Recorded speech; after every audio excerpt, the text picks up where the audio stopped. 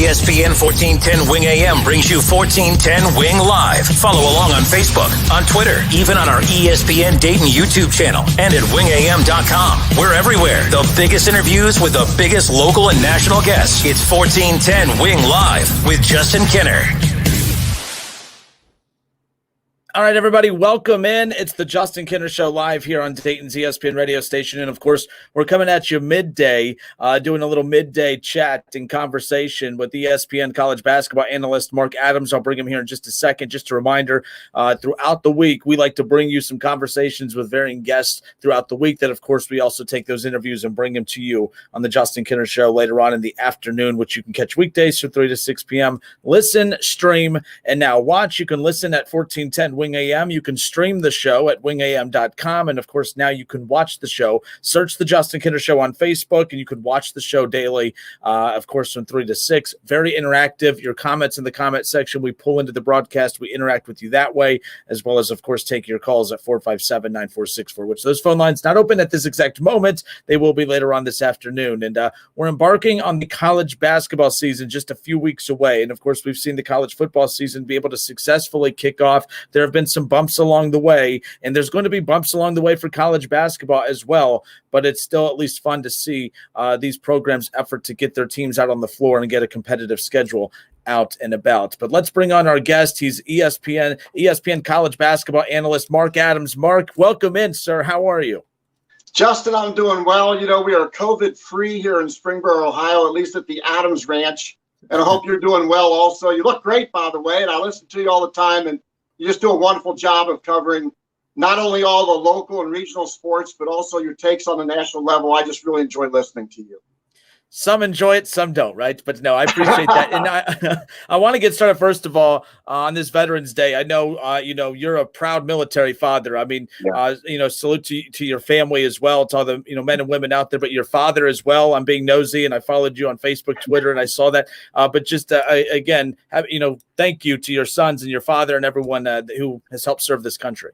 Yeah, I'm real proud of my dad. He passed away over 6 years ago now, and Dad served in World War II on the USS Hornet in the South Pacific Theater from 1943 to 1945, and I'm the proud son of a former United States Marine Corps private first class, and he taught me the value of yes, sir, and no, sir, and please and thank you, and how to look somebody in the eye and shake hands, and all those little things that he learned in the service, he passed along to me, and I passed along to my sons as well. Now, we're so proud of Jimmy. He's a captain in the United States Army. He'll be deployed again after the first of the year.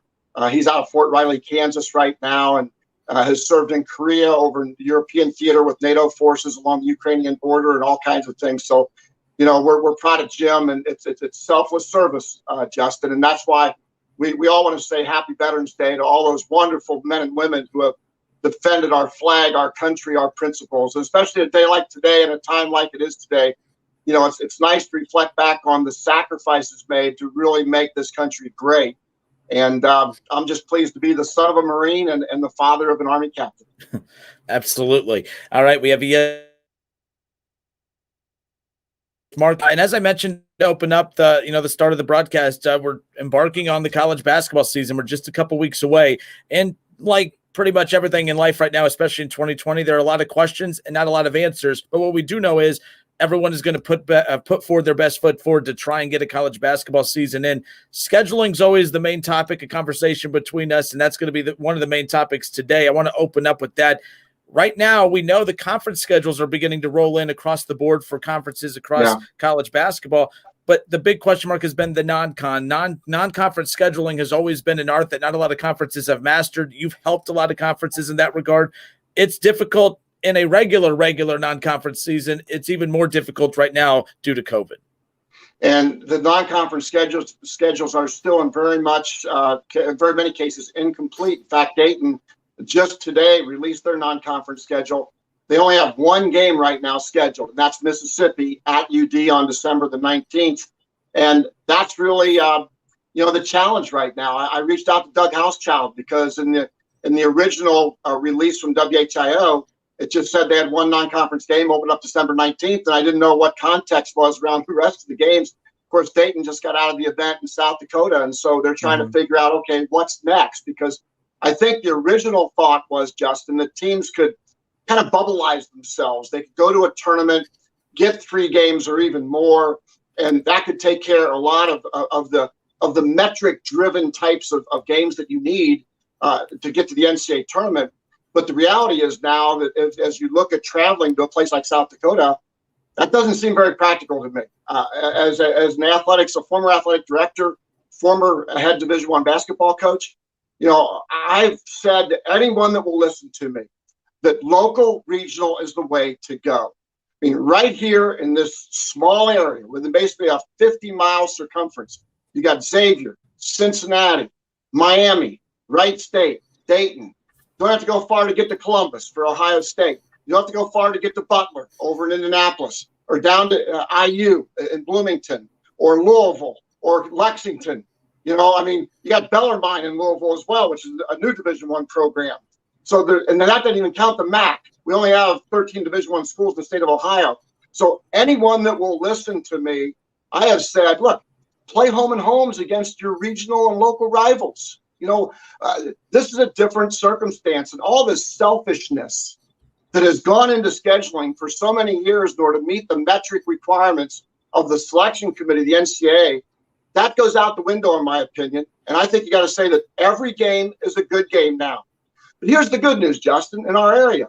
Wright State is typically a top 125, 100 program. That's a really good thing. Miami is improving under Jack Owen. They've got 4 starters returning this year. You got Xavier down the road, who's won back-to-back 19-win games. Certainly Travis Steele trying to get that program on the move. John Brannon has a transfer from Michigan, along with big guys like Chris Boat. Great front line. That'd be a great home and home. Northern Kentucky, I didn't even mention them. They're also in the top 125, 100 in the Horizon League. So there's so many options here scheduling. And if athletic directors and coaches aren't swallowing their ego a little bit and trying to play by the old rules, these are the new rules, and COVID made up all new rules for us in every single way. We've got to respect that. I think do what common sense dictates, which is look for home and homes with local rivals. It's going to create a lot of interest, a lot of marketing opportunity for the programs, because frankly, there isn't a whole lot of upside for getting on an airplane and traveling into a COVID unfriendly environment. And so as athletic director, I look at safety first, and I also look at convenience, and any bus ride is a good bus ride, and any game is a great game as far as I'm concerned.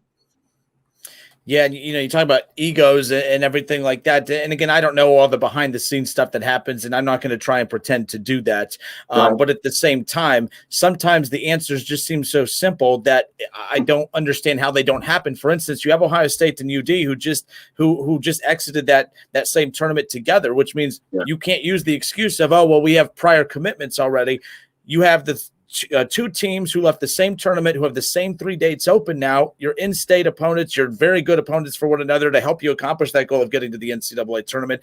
So to me, and help me, you have a background in the college basketball world. I'm just some guy who pretends to know it all. But to me, there's no other answer than just oddness of why that matchup would not happen. Someone has to pick up that phone. That's a matchup that should happen, especially if you have 2 programs who are struggling to get games in the non-con right now when they're only an hour apart. Well, Justin, it doesn't take any basketball expertise to do what you and I are talking about right now. It takes common sense, and you have common sense. And the situation with Ohio State, Dayton, I mean, wouldn't it be great if they played a home-and-home series over a 3-day period? Wouldn't that be great? 1 game up in Columbus, 2 nights later, Ohio State comes back to Dayton. The same can be said for Wright State and Dayton. We know the history of that exercise and scheduling and all the reasons why and why not. That goes out the window. I mean, that's an easy bus over, play the game, bus back, play another game. I mean, that's an easy thing to do. Now, I will tell you that one of the insider information issues for teams playing non-conference games is the testing protocols for different conferences and different universities. And so while the quote-unquote bigger budget, Power 5, whatever you want to call it, I tend to think big budget because the Atlantic 10 is a relevant big budget conference. The West Coast Conference is a relevant big budget conference. And so, but they can leverage those better budgets for better testing strategies and more frequent testing along the way. And so the argument is that coaches don't want to play lesser budget programs because they don't have as stringent testing protocols. And therefore, if they don't have as strong a testing protocols, you then expose your team to the possibility of COVID, and then you're out for 10 days, 14 days, whatever the protocol is. So I get that completely. But boy, I would think that if you called Bob Grant right now and said, hey, we'll get you to play Dayton home and home as long as you test your players every other day or every day for the 2 weeks prior to the series, would you do that? I would think Bob Grant would say, I'm going to do that all day long. We're going to figure out a way. And so there's not only the Ohio State-Dayton perspective, but there's also the Wright State-Dayton perspective, the Miami, Cincinnati, Xavier Dayton perspective, which is a whole nother one that should take place. You know, those are bus rides. That's common sense, and I'm hoping the common sense rules. But I've been around college basketball long enough, and I've been around scheduling long enough that's really common sense. It's usually ego, and ego stands for edge God out, and that's never a good place to be. Last thing on this Wright State UD conversation here, because it's always a hot topic, whether there's a COVID, impacted season or not. If you could name one reason in your gut as to why this matchup doesn't happen, what is it? Because it's just still one of those that doesn't make sense. And of course, everyone has their reasons why. Well, we don't want to fill up the Nutter Center with our fans. Well, guess what? The Nutter Center can't have fans right now anyway, so that excuse has to be thrown out. So I don't get it. The number one reason why that matchup doesn't happen, in your opinion, is what? I think ego and lack of common sense. Simple enough. We agree. It's that simple. And the same thing, if it doesn't happen with Ohio State, the same thing if it doesn't happen with Xavier. Shame on everybody if you can't figure this out. This is easy. This is simple. This is common sense. But most importantly, this is safety for the welfare of the student athletes in those programs. It's a win-win for everybody. All right, we have ESPN college basketball analyst Mark Adams with us here. Some other unfortunate news in the college basketball world. One of the real feel-good programs in college basketball over the last decade has been the growth of a program you're very familiar with in Wichita State. Unfortunately, rumors circulating. I'm sure you love rumors, but the rumor mill circulating, and maybe by the time this airs on my show later on this afternoon, it might have happened. But there's talk of course, Greg Marshall and Wichita State parting ways.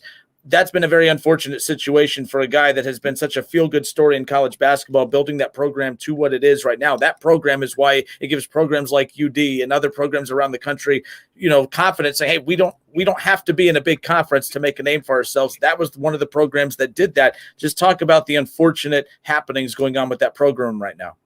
Well, first of all, I need to, in full disclosure, have everyone understand that Greg Marshall is a longtime friend of mine, and I'll talk about that in a few minutes. But one of the things I learned in coaching was how to separate friendship and go kick somebody's ass when you're on the floor keeping score.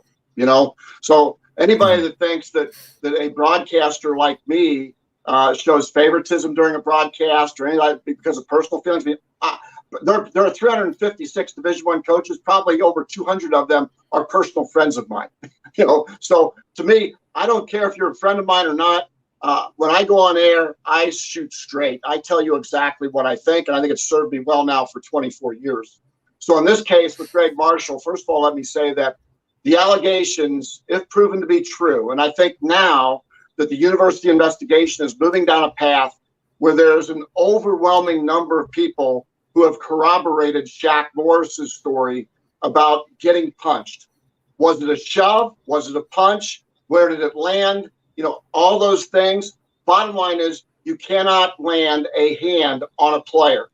The alleged circumstance of the assistant coach where he allegedly choked an assistant coach. In that case, that assistant coach has moved on to Minnesota. I personally talked to him. He loves Greg Marshall. Was there an altercation? He wouldn't say. But the bottom line is there are other people who have corroborated that story. And so there was something that happened there, something that probably was not appropriate that happened there. And then there's some of the verbal things that have gone on as well. Now, let me say this, that if I did those things, and I stopped coaching in 1996, which was a different era in coaching, okay? And to say that I never shoved a kid, that would be a lie, Justin. An absolute lie. I never punched a guy, but I can tell you a circumstance in LSU where Pavel Petrov, a great kid, in fact, he called me his father in the United States. He was from the Soviet Union, of course, now Russia, and a wonderful kid and a great, great relationship. And he cheap shotted the guy during practice. And I grabbed his jersey and I pushed him back on the baseline, told him, don't you ever do that again. And then I had him go up and run stairs. Now, by today's standard, that's wrong. And I'm sorry that I did that. But during that time, it was more accepted behavior. It's not acceptable ever now.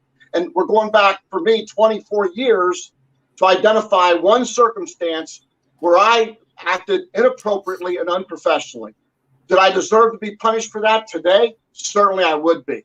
I bring that up as context because if I punched a guy or if I went after an assistant coach, if I said anything that was racist, and that's not in the core of who I am, I would expect to be fired.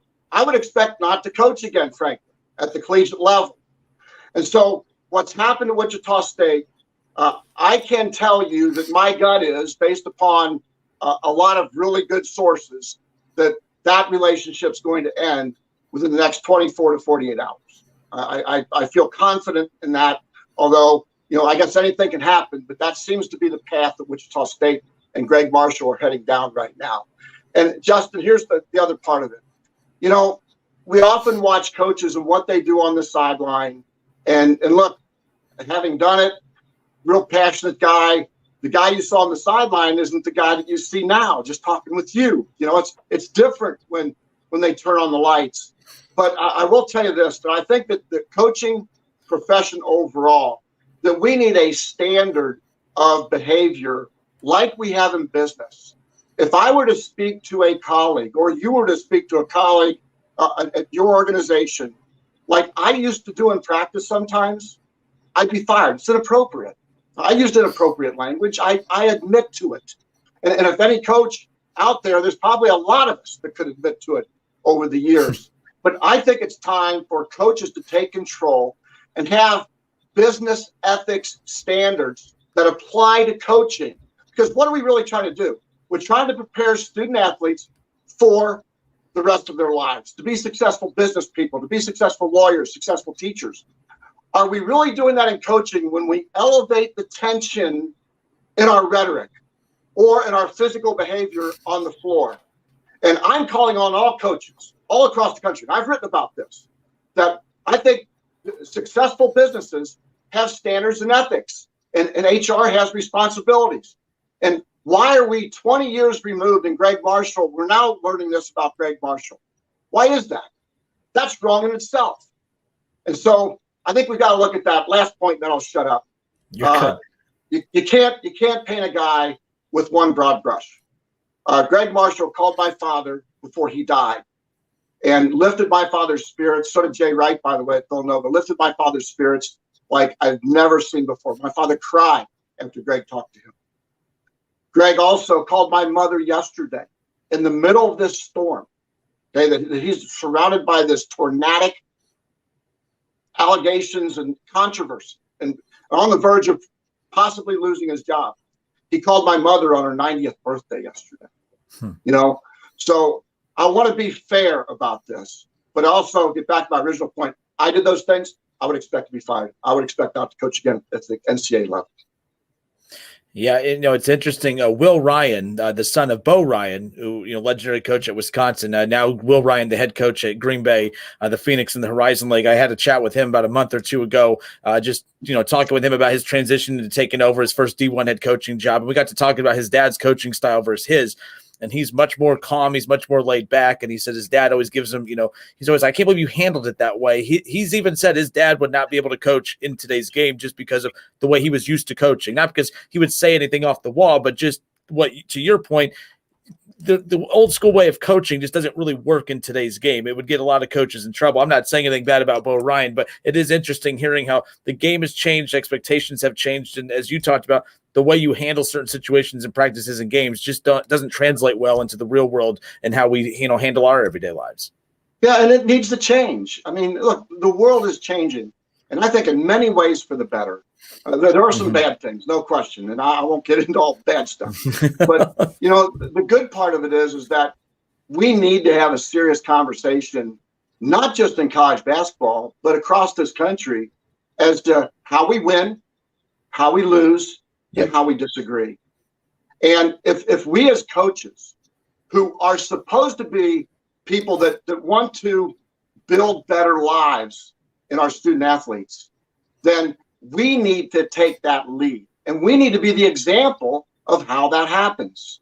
You know, I took a survey recently of coaches and asked them what were their most important priorities as a coach. One choice was winning. The other one was basically building lifetime relationships. And the third option was other. Okay. Over 50% of coaches said it was building lifelong relationships. But a large, over 30% said winning. Those are number one priority. Okay. Over 30%.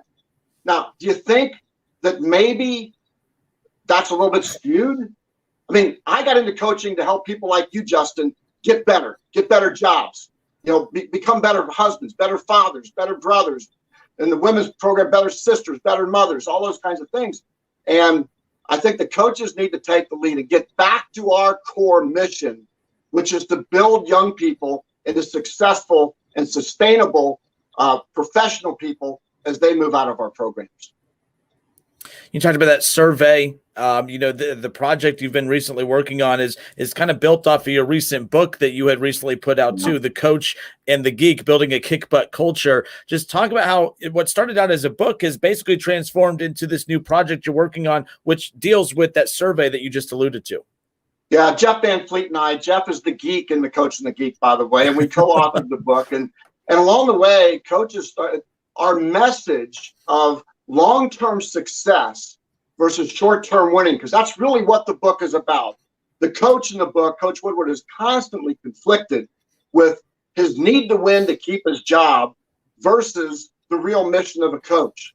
And that has resonated with so many coaches across the country. And so we thought, you know, let's start doing some research. And so we've talked to dozens of Division I coaches, like Jay Wright, for example, of Villanova, Kermit Davis at Ole Miss, Kelvin Sampson at Houston, Brian Gregory at South Florida has been a tremendous asset as we've gone through this process. And what we decided to do was we did some surveying along the way. What we found was that coaches' number one goal, we listed a bunch of different things that they could react to.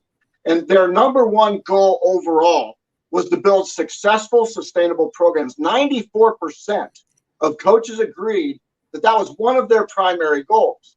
So then we started thinking, okay, with the Coach and the Geek, our mission is to hold players accountable both on and off the floor. That's what it describes in the book, how you do that. And then how can we drive technology to a point to support the efforts to build better student athletes both on and off the floor for future success? Well, we're starting to build. You're the only guys I've ever heard about this, by the way. This is the first time I've talked about it with anyone, is that we are building a platform called Focus. And Focus is designed to hold coaches and players accountable for consistent communication.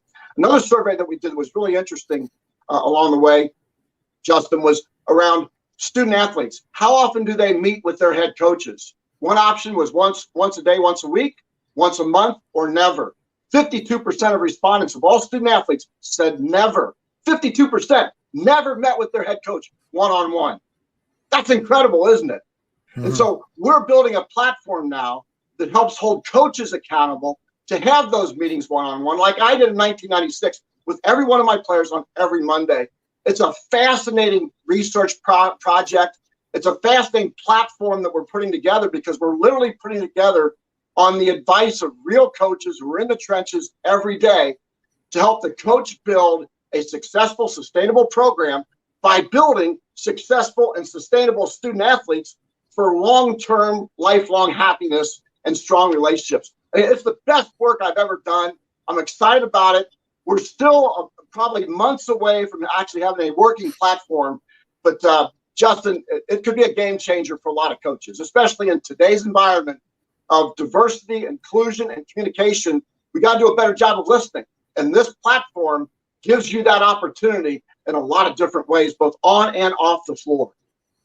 All right. No, very interesting. And we're definitely going to stay in touch and keep getting an update on where we're at with that, because the findings of that is fascinating with the parallel of where we're at in today's society too, of just a lot of programs are kind of weeding out some issues from the past and trying to reset programs to make sure a lot of mistakes from the past don't repeat themselves. And that could be one heck of a tool for a lot of these programs, who even some who may think that they're in good standing, they may learn a lot about their programs and say, we're not in a position where we're about to have anything wrong happen, but this would be a great preventative measure moving forward. So I think that's fascinating. Really cool.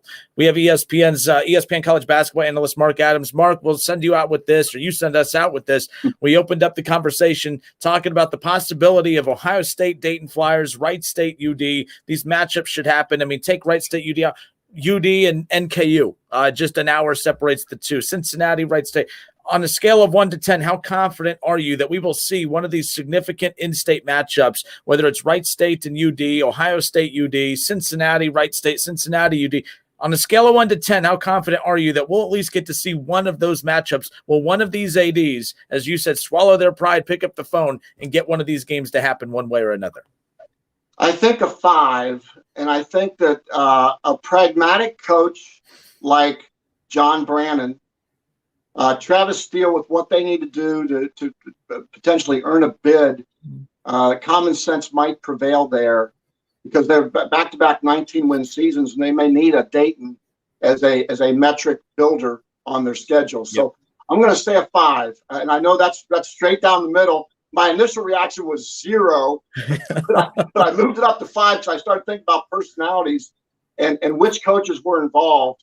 The other thing is Chris Holtmann. I mean, they started at home with Cincinnati at Ohio State. So, Chris is also a pragmatic guy. So I'm hoping that guys like Jack Owen and guys like Coach Nagy and, I'm just really hopeful that Coach Horn down at NKU, that they get an opportunity maybe to even have a home game. I doubt that's going to happen. It'll be sure nice to see these programs get together and play a common sense schedule versus a metrically driven schedule based upon the history of NCAA selection. I just don't think it's practical, and I don't think it's safe in today's environment.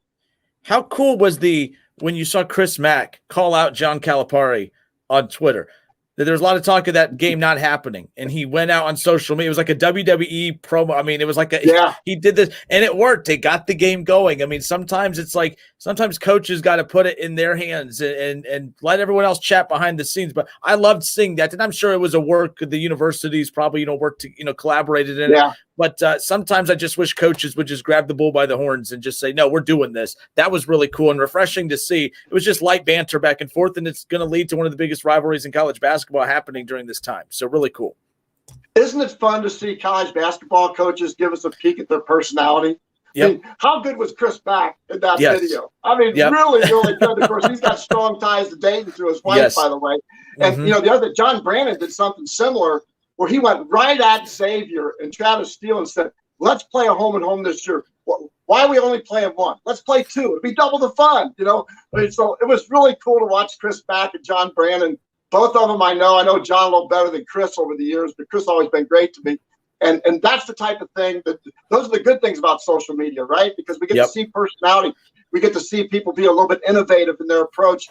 And you're right, Justin, let's make this thing fun. Hell, we got enough bullcrap going on around us. Let's make college basketball fun.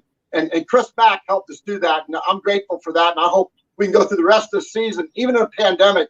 What about the benches? How can our bench differentiate from the other bench to support our team with nobody in the arena? I mean, that's what I'd be talking to my team about. Guys, don't be afraid. Let's have fun. Let's embrace this. We got shut out last year in the NCAA tournament because they didn't have one. Let's celebrate every damn game we play. Absolutely. Mark Adams, ESPN college basketball analyst. Mark, thank you so much for your time. We're looking forward to continuing to catch up with you here in the coming months and following this journey that is going to be an interesting one as we tip off the 2020-2021 college basketball season. Thank you so much for your time. Justin, you're the best. Congratulations on the success in your career. And once we get out of this COVID mess and I stop broadcasting college basketball games from my office here in Springboro, by the way, I signed a new 1-year contract. So you're stuck with me for at least another year. So away we go. I'm starting to get all my stuff. In fact, I'll show you real quick. Here's all my equipment that ESPN just sent me. Here we go. Monitors. I got cool. a tripod. I got all kinds of stuff here. So anyway, we're having fun, and we'll be getting that set up here in the next week or so. Sounds like a plan. Mark, thank you so much. You take care. Thanks, Justin. Great job.